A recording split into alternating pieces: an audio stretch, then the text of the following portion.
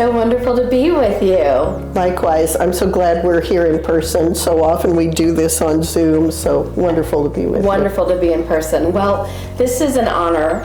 One, being a female senator, one female leader to the other is exciting, but you are our first CRESponsible Leader of the Month. Did you know that? Well, I'm so excited because you're calling it the CRES Leader. Right, CRESponsible. I love it. Okay, well, I'm very honored. Thank you. Well, you have such a common sense approach to America's energy, and Wyoming is an energy state. So I was just wondering if you could talk a little bit about the natural resources in Wyoming and why the state is so important for American competitiveness. Yeah, I don't think very many people realize that Wyoming produces 12 times more energy than it consumes. Wow. So we're a huge energy exporting state, second only to Texas. They have an enormous economy, so they can produce a lot of energy but also consume a lot of energy, whereas we're really important to the nation. And we also have such diverse energy. We have oil, gas, coal, wind, solar, and uranium also for what is coming a new 21st century small modular nuclear energy. So we've got all of it, and we export a lot of it. So in terms of jobs, the economy, and the tremendous amount of energy that we produce for elsewhere in the United States, we're a big player. It is by far the largest economic sector in Wyoming. Number one is energy, number two is now tourism, and agriculture, believe it or not, is number three. Incredible. So things have changed over time, but the dominance of energy in terms of our jobs, our economy, our tax base, it's by far and away the most significant part of Wyoming's economy. Well, and representative government is important. You have all these amazing resources in the state, so talking about them, educating about, defending them, incentivizing them, this all matters to you.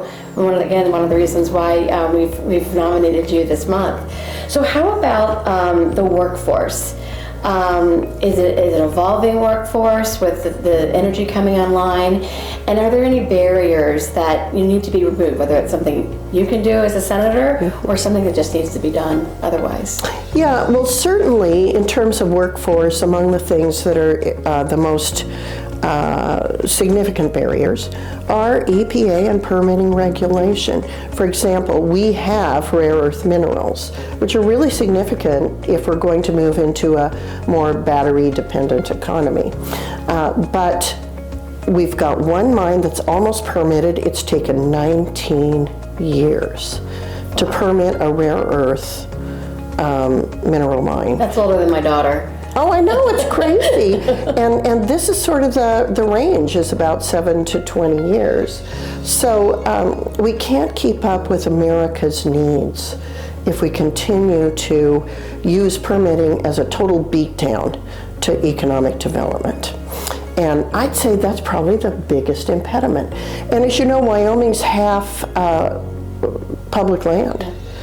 And so the public land permitting is extremely onerous, and the involvement of the Department of the Interior in permitting and in completely slowing down resource management plans, which are required on federal BLM land, is a huge impediment to employment in Wyoming.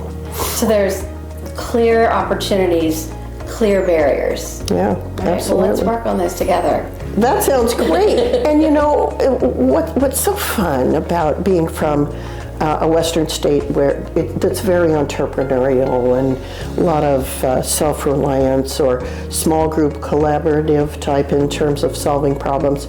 For example, when coal fell out of disfavor with largely Democrat administrations, and certain coal-fired power plants were forced into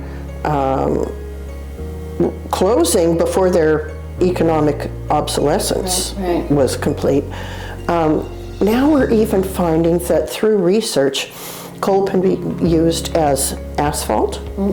You can pave roads with coal, and make bricks with coal. And we're finding other uses that are going to extend the life of coal's use into the future. So there's a lot of innovation going on in Wyoming as well. We're not a state that gives up easily. There's a lot of creative intelligence in our state.